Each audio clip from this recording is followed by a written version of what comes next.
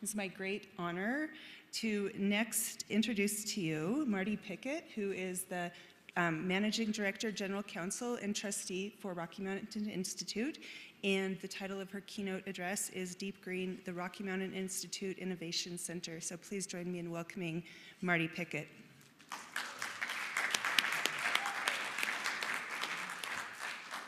Thanks for having us, Chip and Sally, wherever you are. This is great to be able to be part of our day this year. Hi, Sally, there you are. I was looking around in the dark room.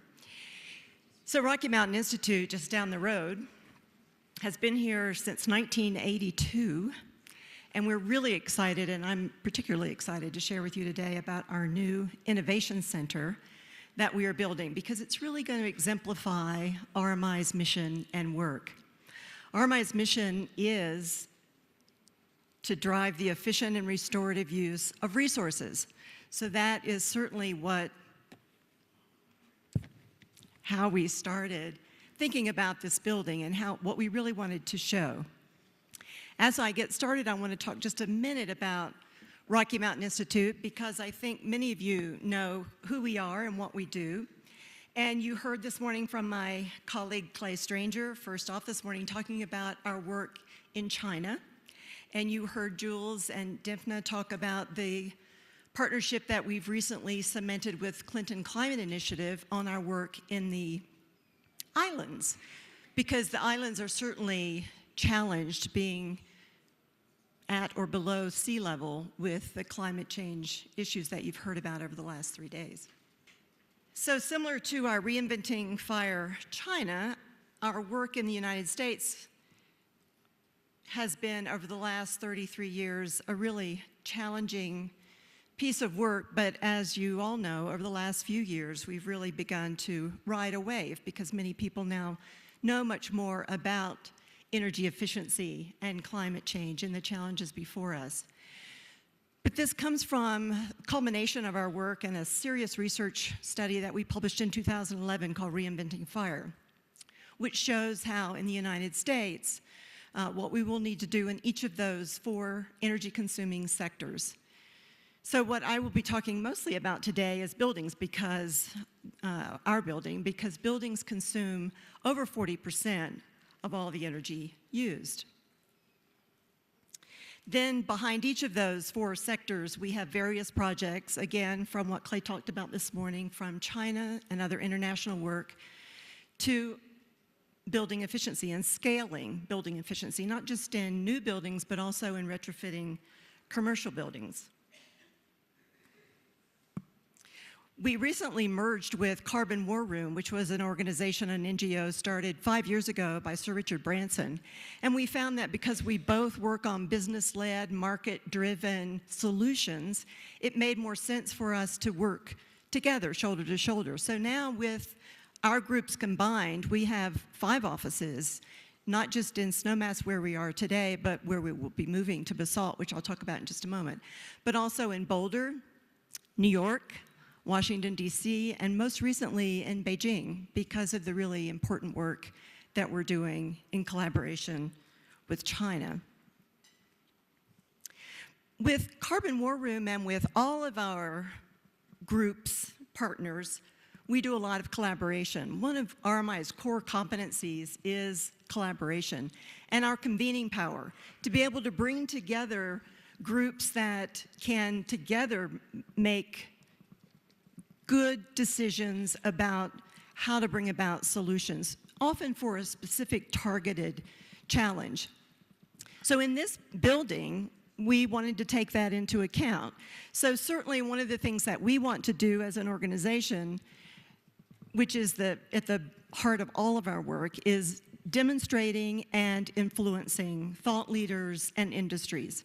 So in this particular building, one of the things that drove it, as much as the use that we will have, our own offices and a convening center there where we'll be able to bring together people to collaborate, which we now do mostly in hotels around the country and world. We are excited about having a facility where we can do that in our own offices. But the other thing that drove it was really to be able to demonstrate how efficiently we could have this building perform. RMI has been a leader in building performance, high energy performance, for many years, and particularly even back when we helped found the U.S. Green Building Council. And then, of course, there are other resources besides energy, like water. We will be actually using less water than falls on the site, and we'll be the first commercial building in Colorado to actually be able to reuse gray water. We're set up to do that. The law is not yet passed, but we're hoping that will happen in the next year. You'll hear a little bit more about that. So another way to influence is the fact that, interestingly, 90% of the buildings in the United States fall within our sweet spot size. We are about a 16,000 square foot building, and as you see, 90% are under 25,000 square feet, owner, built and or occupied, and our offices. So we feel like that we will be able to really infuse some of the learnings that we have from this building and from our long years of work in this industry into the users of future buildings, because as you'll see in the next 20 years, there's going to be a significant increase either in new buildings or retrofit of this very sweet spot. So one of the ways we did that was from day one, we had all of our team together, the owner, the architect, and the contractor as one team. This is called integrative project delivery. It's already used a lot in the United States and elsewhere in large, mostly medical facilities that are very complex. Our building is not that complex, but in order to take an integrative design approach and a whole systems approach, which is really at the heart of what RMI does, we decided to take this approach. It was pretty easy to bring the architects along because they were very integrative design thinkers. RMI was certainly biting at the bit to try this. The biggest pull was the contractor, and they will admit that. It's very different from the way the construction industry has worked for many, many years. Because typically it's the owner decides what they want, the designer comes in and helps, then you go find a contractor, and maybe or maybe not, you'll be able to build it the way you hoped and designed, and hopefully even at the price you hoped for. It's often a hope. It often doesn't end up that way. It can end up in litigation. It can end up with some dissatisfaction among the team. In this building, as you'll see at the bottom, what we have done is incentivize all the players in a really unique way. So everybody's client is the building. We want it to be high performance, we want it to be on time, and we want it to be on or under budget. So profits are put aside, and profits aren't earned unless and until those three things happen. So 2 weeks ago, I got a call from the contractor and said, well, we're gonna have to change the delivery date. Oops, it was a week earlier than originally planned. So whenever I tell that story, people go, when does that happen? So that's a result of this process, and we're hoping to show the industry how we did it in a small building and how others can replicate that. Why are we building this building here? We think it's obvious. Amory Lovins, when he founded RMI, thought it was obvious. Many of the thought leaders and people we're trying to influence come to this valley. Our audience comes to us rather than us going to them, so it's just an ideal place. It already is famous for convening what we're experiencing now and also what Aspen Institute, many others organizations do here. So right down the hill, 18 miles away in the historic town of Basalt, right along the river, is our site. This is an artist rendering of what the site will look like from the southern facade, where there is a lot of daylight, solar gain, which will basically heat the building. We will have no central air conditioning and no central heating in the building. I may repeat that because it's extraordinary.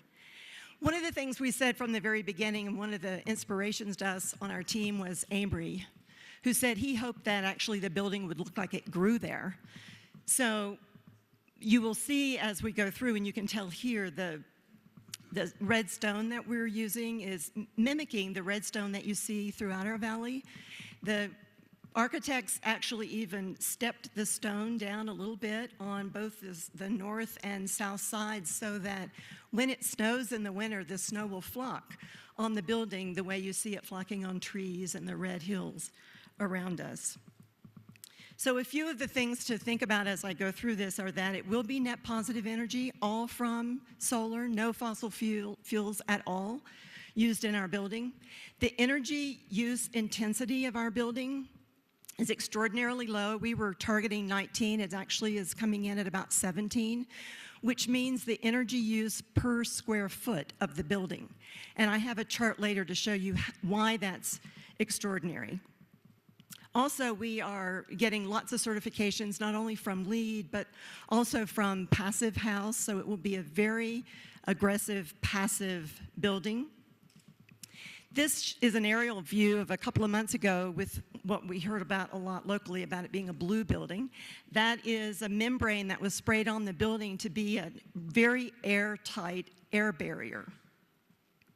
When we did the blower test a couple of weeks ago, we were hoping to exceed, at least meet, the Passive House standard of 0.6 air changes per hour, and it came in at 0.17, so 300 times the Passive House standard for air tightness.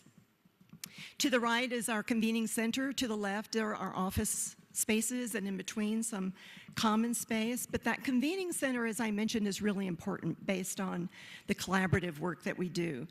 This is our White Steyr Impact Studio, and this is in construction today. It seats about 80 theater style, but more importantly, it's about the 40-person size that we need for a typical workshop with very state-of-the-art kinds of technology. This just is a cross-section showing you some of the things that we're trying to accomplish in the building with the natural air, ventilation, the southern view again, and on that southern facade where all those windows are, one of the ways, exciting ways, that we're going to control that heat in the summer and light is by an exterior shading system. That's very biophilic. It comes out of the facade of the building on a timer and on a sensor that can tell when the light is too bright and the heat is too much, and it comes down like Venetian blinds, but they come down closed and then open according to how much light the building needs. So going back to that energy use intensity, on the left you see an example of a typical building our size and our use in our climate, which is really important because we are in the coldest climate in the country, in North America. So you see that a typical EUI is about 75, sometimes as high as 100. So that 17 is really extraordinary. You can tell that what we reduced the greatest was the heating of the building. And one of the ways we did that was because we thought about not just heating the building, but heating the people accordingly. So it's not so much the temperature of the air. That's only one of 6 things that determines your own personal comfort. Many people in this room right now are feeling either warm or cool, depending on your own metabolism. Actually, it was great timing just a couple of weeks ago. There was an article in the New York Times called Chilly at Work, and it talked about the fact that most of our office formulas for heating or cooling were based on decades-old studies of the metabolism of men. So this is just a view of our upstairs. It's mostly an open space work environment. This is it under construction with a curved ceiling that helps bounce the light up against the north wall to bring in some great daylighting and helps with the air ventilation. One of the ways that we extended the height of the rooms was by using what we call cross-laminated timber, which is very unusual. It's a glued system together of some places 3 planks, some 9 planks, but it's very structural. It can be used either as the ceiling, the floor, or as beams. And within that system then, we can run all of these pipes and wires and such that usually have to have a drop ceiling. So we gained a foot in the building using that. Plus it's made out of beetle kill wood, which is a wonderful use, and it's beautiful pine wood. One of the things that RMI we talk about is not that we necessarily want to be off-grid, but we want to be a grid asset. So this building will certainly do that. I mentioned earlier that we will have a new water paradigm in the state of Colorado. so we'll be able to reuse gray water eventually. So again, just a couple of highlights that it will be the most efficient commercial building in the 2 coldest climates in the country. One of the top 10 most efficient in the United States, and one of the tightest commercial buildings. Again, that it beats the Army Corps of Engineers standard even for airtightness. So tomorrow we'll be having a tour tomorrow morning at 10:30. Any of you who would like to come, there will be people leading you to the local bus system that will bring you almost right to the door. Would love to show it to you in person. We will be in the building by the end of 2015. So next year when you're here, we look forward to hosting you there. Thank you, and talk to you soon.